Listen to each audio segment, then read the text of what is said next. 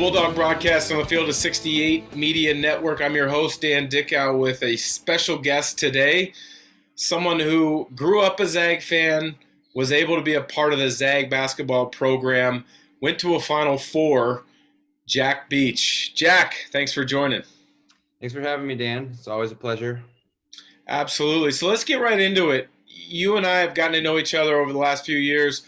When you moved to Spokane to be a part of the Gonzaga Bulldog team as a walk-on, I've gotten to know your family very well. But you've got a unique story in the fact that you grew up an enormous Gonzaga Bulldog fan in the San Diego area. Tell us about your first memories of the Zags. Yeah, so my dad played baseball at Gonzaga, so grew up Zag fan. First memories as a Zag, probably we lost to USD in the WCC tournament when it was at USD. And I think I was probably like 6 or 7. I remember just crying the whole way home. Who did they have? They had like Jason Keefe or something, like big guy with big white guy with all the tats. Yeah. I mean, to my brother punching a hole in the wall when we lost to Utah. I don't know, a bunch of, I'm a diehard through and through since day one for sure. So you had a tremendous high school career in San Diego at Torrey Pines High School. You played for a really good AAU program. You had opportunities to play at other Division I's. You also had opportunities at great D2s, but you chose the path of being a walk-on at Gonzaga. Walk us through that decision and how difficult it can be, because I don't think what enough people understand is you were good enough to play at almost any school of your choice, yet you wanted to be a Zag. Yeah, so I mean, I set a goal for myself as a little kid that all I wanted to do was play for the Zags one day. And then recruiting process, my going into senior year, my AAU circuit, my team kind of had some falling out stuff. So my last opportunities stuff for schools that were recruiting me, I never really got to fully kind of get that exposure that last second exposure I was looking for the schools that I did like that I was talking to. So some stuff kind of fell through. And then ultimately I knew that I could be a walk-on somewhere. And if I was going to do it, I wanted to be at Gonzaga. So I had a coach for my AAU program reach out because they had been recruiting a guy on my AAU team, actually. So I knew that they knew who I was. I knew that, they had at least seen me before. And then, I met with Coach B. Mike, when I visited Spokane one day for a vacation, was going to Coeur d'Alene, Idaho, and he gave me the tour. Him and Mike Hart actually showed me around, said, this actually works perfect because we actually just lost a walk-on. We're in need of a spot. So if you want it, it's yours. And honestly, I basically said yes on site, and it was history from there. Yeah, I was never even in consideration once the idea got in my mind of kind of revisiting the Gonzaga, opportunity. I wasn't gonna, let it pass up, even if it was to go, play somewhere on the East Coast or a D2. I'm so happy I made that decision because now I'm in the Gonzaga family for life. I've made friends for life from there. Not many people get to go to a Final Four. So I've lived through some things that people dream of, and definitely got to check off some bucket lists for myself. The term walk-on a lot of times is a negative connotation, but at Gonzaga, that's not the case. So when you look at the list of guys that have been walk-ons, maybe at times earned scholarships or have just been a big part of the program, whether they're playing minutes or whether they're just part of building a positive culture. You look at Mark Spink, you look at Kyle Bankhead, Mike Nilsson, Rem Backamus, Mike Hart are a couple guys recent years that kind of those names come to mind. Matt Lang and Will Graves this season. What is the true role of a quote walk-on? And again, that it has such a negative connotation with most programs, but it doesn't with GU.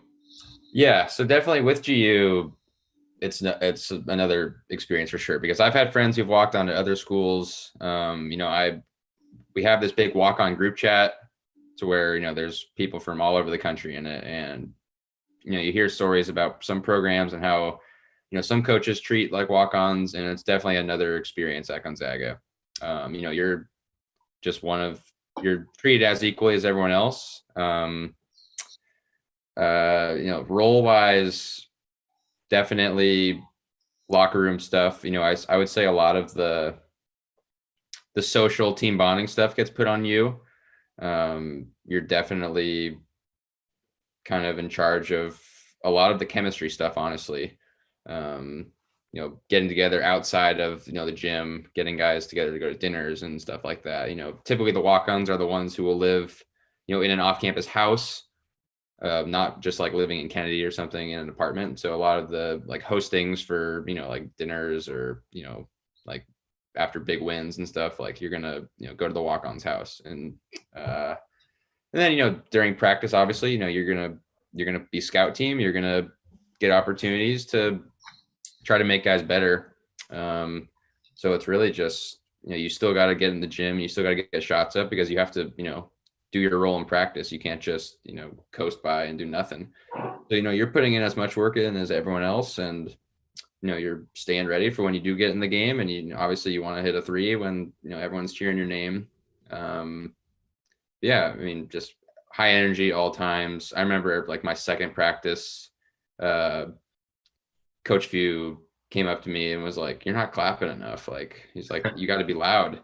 And I thought I was clapping like all day, like just yelling, like I'd never done that because I'd never been in that role before, to where I was just on the sideline and I wasn't like in the game, like or in practice, like getting reps.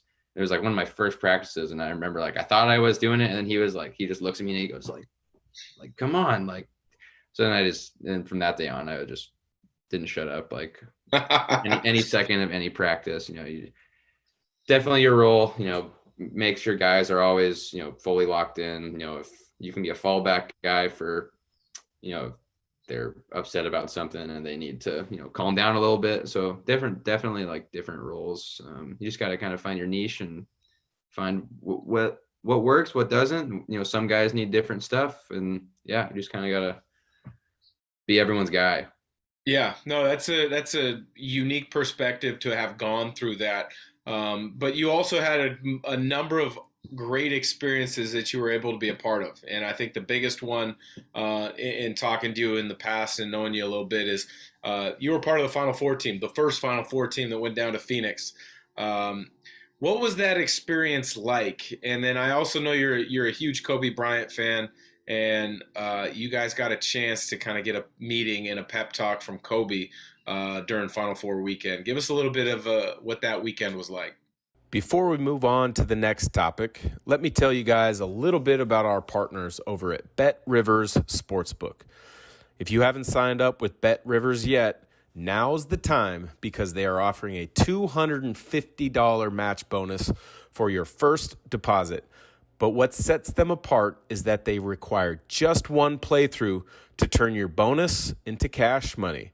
With their new Rush Pay instant approval, withdrawing your winnings is safer, more secure, and more reliable.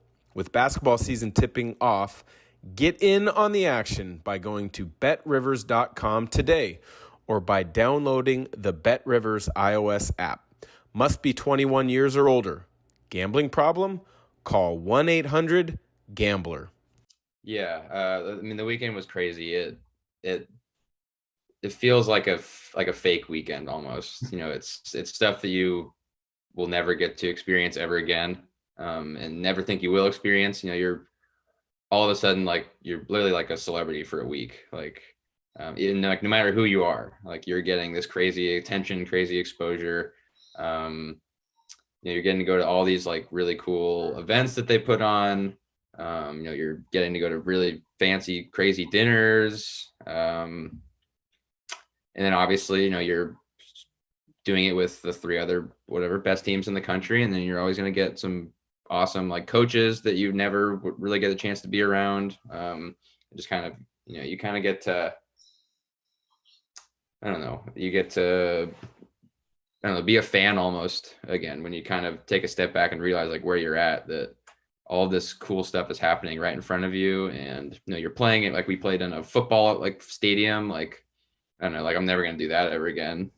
It's crazy. Like even just like during warmups, like getting to shoot on a hoop to where there's like hundreds and hundreds of feet before there's even anything behind it. Like, it's crazy. And then, yeah, obviously the Kobe thing was incredible.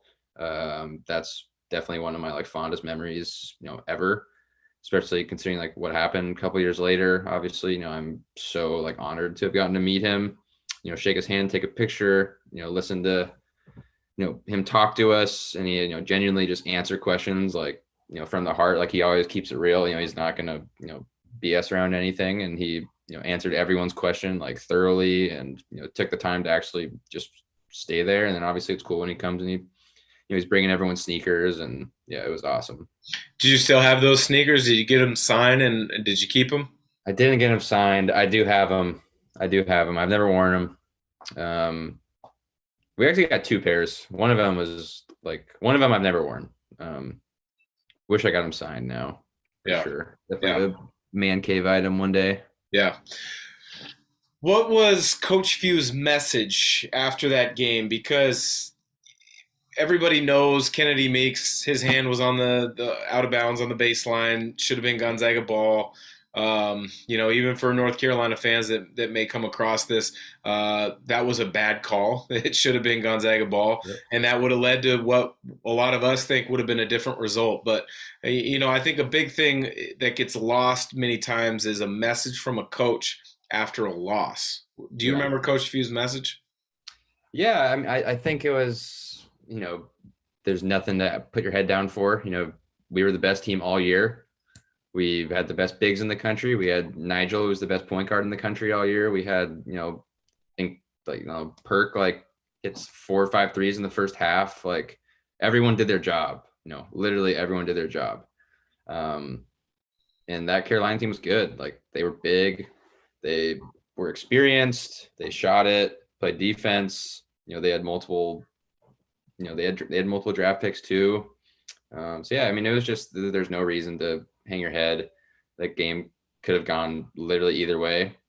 Like you mentioned, there was a bad call, but Coach Hughes not one to really blame anything on anyone. So, he's not really mentioning that, but it was just, there's that game could have literally gone either way, and we had our opportunities, and, a couple shots didn't fall our way at the end.